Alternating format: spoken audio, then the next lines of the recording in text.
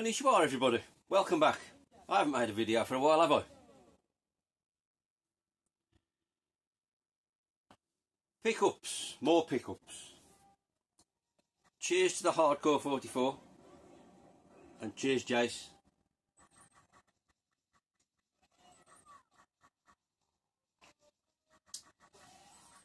Pickups, as I've said before in previous episodes, I've just got way behind with them, and it got worse because I always put my games away because I can't stand having them lying around. So I always like write lists on pieces of paper of stuff still to show, like. And I found I was already behind, but then I found another couple of pieces of paper the other day, so it's a bit worse than I thought. So I thought I best get one filmed.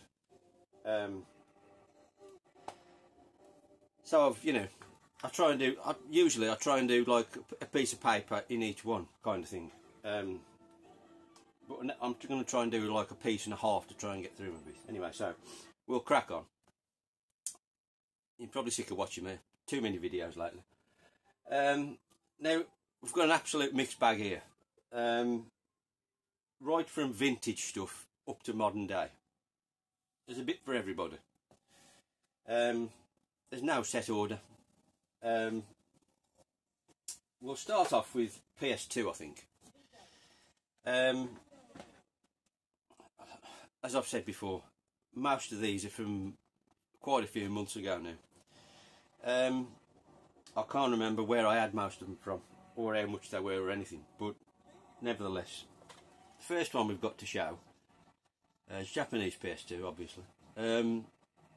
This is a game in the Simple 2000 series, which was like a budget range in Japan. Of fairly budget games. This is the Taxi, I think it's called. It's kind of a very low budget Crazy Taxi, kind of. It's much less frenetic than Crazy Taxi, and there's a bit more text-based interludes than Crazy Taxi, which does make it slightly more awkward, but you can play it. But it's very low budget, like I say. It's alright, it was cheap, and I was just curious, and it was alright, to be honest.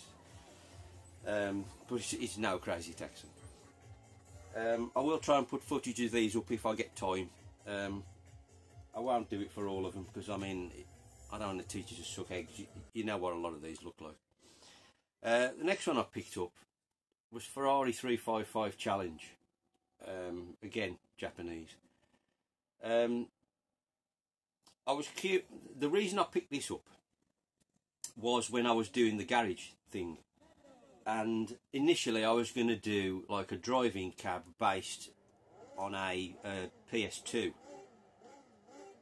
So I tried to get all the Sega races that I hadn't got on the PS2, and they'd got to be Japanese.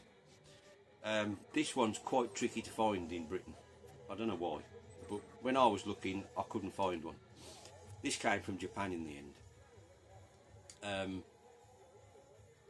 I mean, it's not my favourite game, if I'm honest, but it was Sega, so I wanted it. I mean, I'd got the PAL version, I've got it on the Dreamcast, but I hadn't got the Japanese PS2 one. Because it's much more of a sim than an arcade game, really. It's far too realistic for my liking, but nevertheless, it's a good game. So I was chuffed to get it, and then consequently I never used the PS2 idea in the garage, so I didn't really need to buy this, but it has completed, I think, my Sega Racer subset on the PS2, so I'm still glad I've got it. Then this next one, in a similar vein. To be honest, I thought I'd got it, and I'm still to this day convinced that I'd got it. But I can't find it. Anyway, I've picked up Virtua Fighter 4 Evolution. This is like an updated version of Virtua Fighter 4. I'm absolutely convinced I'd got it. Unless I'm confused with, way back when, and I'd sold it at some point, but I don't know. But for whatever reason, I couldn't find it anyway, so I decided I needed another copper.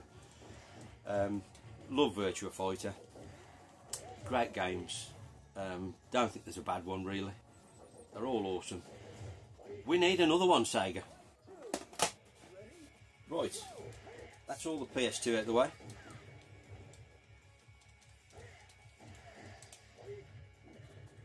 I think we'll do SNES next.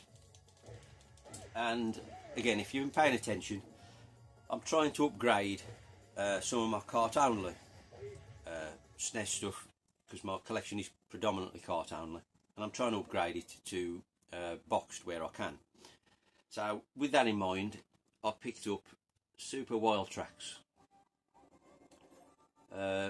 These are all in box protectors, I ain't getting them out, they're all complete and in reasonable condition. Now this is the Japanese version of Stunt Race FX, which, to be honest, at the time I really liked it. Perhaps hasn't aged as well as a lot of SNES games, but it's still good for the novelty and the nostalgia, and it's a fairly cheap game, so I was chuffed to get that back. Well, not back, I mean I've obviously got my original cart to sell on now. Now this one, this wasn't an upgrade because I didn't own it in the first place. I'm sure I got this cheap.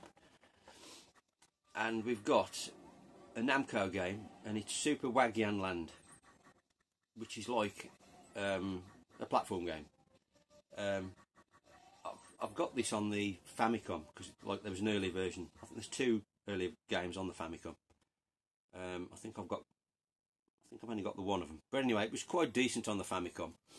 I'd never played this version, and so I thought, for the price it was, I'm sure it was cheap, it was worth a punt. To be honest, I don't think I've tried this yet.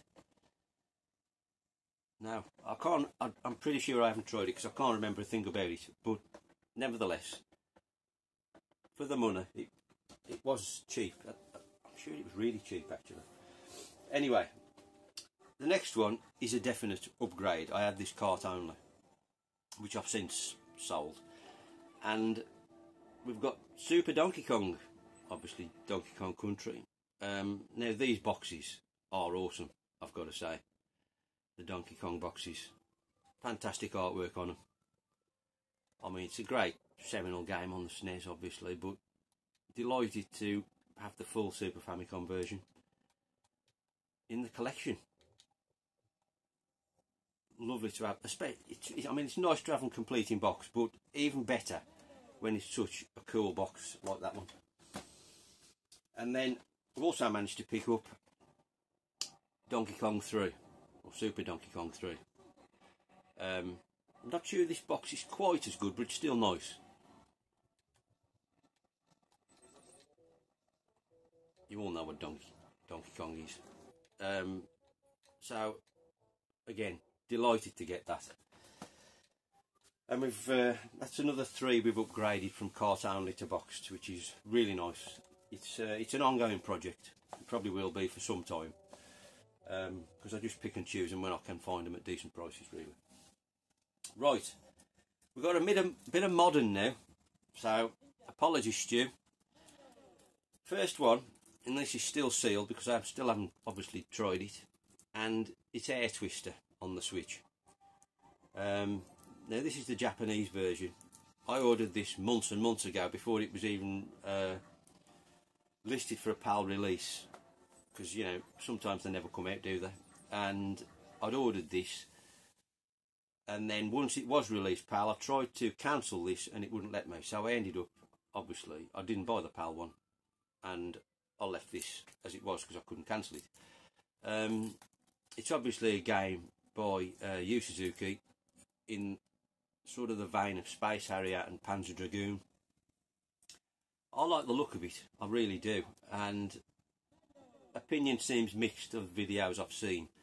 Some people really like it, other people seem to think it's really slow. I need to get round to trying it. And people are saying it's a bit low budget because it comes from a phone, I believe, in its origins. But that said, the videos footage I've seen, it looks really good, so I am looking forward to trying Air Twister. And it's by you know, Yu Suzuki. It's got to be decent, surely. Right, we've got a couple of PS4 now. I haven't bought much PS4 recently, to be honest, because I only really buy the retro-inspired stuff, and a lot of it I haven't got around to playing properly. So, you know, I'm not really looking to expand greatly because, I want to play what I've got, really. However, I do love looking around CEX for steelbooks and sort of special edition type things, and getting them if I see them, which I don't that often, but occasionally I do. And we've got two here. The first one being Street Fighter 5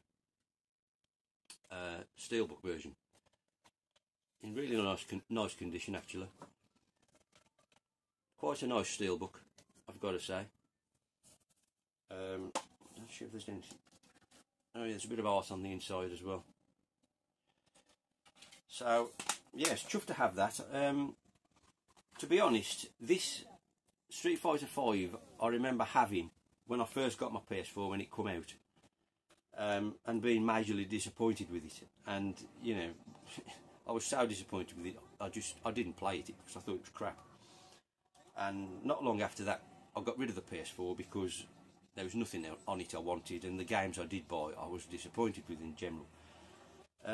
However, I had to buy the steelbook because it's so nice. I haven't actually retried it. I know there were a lot of fixes and updates to it since I had it, but whether it's any better, I don't know. Because there's another one you can get, which is the arcade edition. I think that's the one I'd like to get, really. Anyway, in a similar vein, we also picked up Street Fighter 6. I don't buy stuff brand new. I refuse to pay retail prices. I'm in no rush. I can wait for it to come down to a reasonable price. I think I got this from Game in the end, if memory serves me right. Obviously, there was a lot of furore about this. It's quite a nice steelbook, I think. It's got some nice artwork on it. The back in particular is quite nice. I don't know if there's... Yeah, there is a bit of artwork on the inside as well. Yeah, so I was keen to try this, obviously. I mean, I like my one-on-one fighters, but this... I mean, it looks amazing, but it's story mode driven, and I can't stand that. Really grinds my gears. So as good as it looks, I'm not overly keen, if I'm honest. I mean, I shall keep it because, you know, it's Street Fighter, but a lot of these modern fighters, for me, I much prefer the old ones. They're far too complex and complicated. You know, there's that many sort of strategies and things you've got to... I can't be arsed with it. Give me the old-fashioned simple ones. Simple games for a simple man. Right, we've got another PS4, I beg your pardon. This was a new release that was quite cheap. So I did actually buy this one brand new. I think it came out before Christmas, if I remember right. Anyway, we've got Akira. In a nice cardboard sleeve, this one.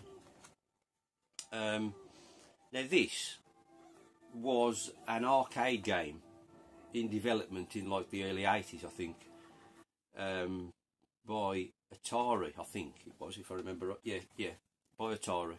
I don't know, was it Jeff Minter?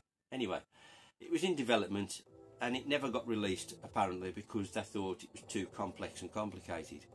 But since, you know, obviously in recent times, they've released it on the PS4. It might be on other stuff, I don't know. It's also on an arcade cab I've got. And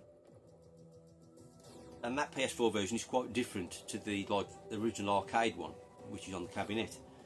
And it is it's a strange game, I've got to say. It is quite complicated, and I'm not really sure I know what's going on. But that said, I do quite enjoy it. It looks quite nice on the PS4. Obviously, they've jazzed the graphics up. I think I do actually prefer the original one on the cabinet. Although it's complicated because it moves between different. It's a single screen game, but it moves between screens, sort of in different environments within the game, and you keep switching between the screens, so it does get quite complicated. But I do quite like it. It's by no means brilliant, but it's reasonable. So if you like your old-fashioned sort of 80s single-screen arcade shooting games, you might want to check that out because it is cheap, or I think it certainly was cheap when I bought it. Right, we're going way back now. Famicom. You all know I love a Famicom game. I love the multicoloured cartridges. Picked up another one, and we've got Donkey Kong 3. I think I said before I'd sold my Donkey Kong Classics NES game to get the individual games on the Famicom. This is the last one I needed. Boring sticker, unfortunately, on this one. There's a few like this, not very attractive, but it's the only way I've seen this, I think, because you can get multiple variant labels on some of them, but I don't think there's a nice sticker version of this. So chuffed to get Donkey Kong 3 in the collection. Now this one, I've wanted this for ages and ages and just couldn't find one. Star Wars. It's one of the sexiest carts going. Namco release obviously, but it's got like the chrome effect cartridge. Not a bad little game. Not played a great deal of it, but it's like a fun version. Star Wars arcadey style platform game, like a simplified version of the SNES game, really, I suppose. But just love the cartridge. This, along with Xevious. What is it, Xevious? Yeah, is it Xevious? The gold one, anyway. It is Xevious, isn't it? Yeah. And Salamander. They got to be the best 3 Famicom cartridges going for me. So I'm delighted to get that one ticked off. Right. We've now got a Spectrum game. Any Specky fans out there? Or what? Any Specky fans watching? Now this one I got from Hidden Chest when I went a few weeks ago, actually. I just put it in here because it kind of fitted in with the old stuff. What's next? Go check out Hidden Chest, great shop, and it's particularly awesome for 8-bit and all micro stuff, really. And I've picked up Orbiter. Now I've picked up this because I saw it on the shelf, and I know Stu Generation Pixel loves this game. So I thought, when I saw it, I'd never actually owned it or played it back in the day. I thought, and it was cheap, and I thought, I've got to try this because Stu loves it so much, and it's a Defender clone. I thought, and it looked quite cool when I'd seen footage. So I thought, I've got to play it, so I bought it. Unfortunately, I can't get it to load, so I still haven't played it. But nevertheless, Stu, if you're watching, I now own Orbiter. Right, we're on to Atari now, 2600. I'm on quite a big 2600 kick. It's pretty much all I've bought lately. Cheap 2600 cartridges. This one was also from Hidden Chest, and we've got Solar Fox. Now this is a CBS release. It's in quite nice condition, actually. You usually see this and the label's battered.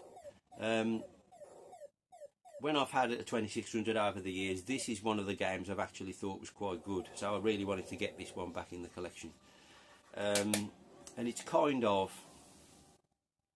I suppose it's a little bit like Cubit in a spaceship. I think it's the best way I can describe it. You've got like a grid of squares, and you've got to pass over these squares in your spaceship while avoiding the enemies. Really, really good, cracking game. Absolutely think it's a great single screen Atari game, which are the ones I'm interested in and the ones I'm sort of chasing in the most part. Classics, sort of classic arcade titles and single screen arcade shooter games. That's what I'm looking for. Right, we've got 2 Atari games left, and the first one we've got is a Parker game. Love the Parker boxes. And I've got myself Frogger. Quite nice condition. I'm sure you know what Frogger is.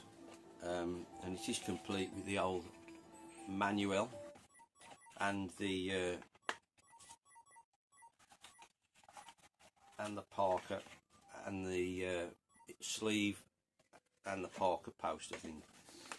I really like Frogger. I know I had this when I was like really young, but I've no idea. I'm sure it must have been on the Spectrum, and it was obviously some kind of clown, but I've no idea what it was.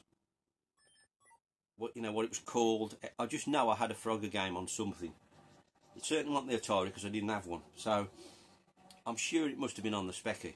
So any Specky fans out there, if you know of good Frogger clowns on the Specky or names of them, I'd appreciate if you could put it in the comments, because I've got no idea whatever the game I had was called. This is a great version on the 2600. I've really enjoyed playing a bit of this since I've bought it. Absolutely cracking game. Really, really like it. I think that's one of my favourite ones I've bought, actually. Then the last one is a game that all the Atari videos you watch of like best of 2600 games, this one predominantly always features very near the top. I did play it quite a few years ago briefly, and now I'm getting into shooters. I felt it was one I really wanted, and I've managed to get River Raid, and it's kind of a vertical shooter if you've not sort of seen it or played it, and it is really quite good actually. Considering its age, I think, and what it's running on, it is a cracking game. I can understand why it's high up in people's lists. I don't know if you can see that there. I'll try and put a bit of footage up if I can, like I say. Yeah, you get to shoot, obviously, stuff down, shoot down bridges, other planes, but then there's also fuel sort of dumps where you've got to fly over them to replenish your fuel, else you run out and you die. Cracking game, I've got to say. I'm not looking to get 2600 boxed in general. I'd just like a select few, because I want a small rainbow of colours on the shelf, and it's only really the really good games or the sort of classic arcade titles in general that I want fully boxed. I felt that fitted into that category, and so I'm chuffed to have the boxed version. It has got an original sticker on there. I mean, I'm in 2 minds whether to get that off really. But that's River Raid anyway. And there we go. That's a few knocked off the list of pickups still to be shown. Let me know what you think in the comments. Be good to hear from you if you're not sick of watching my crap. And I'll see you shortly, all being well. Sayonara.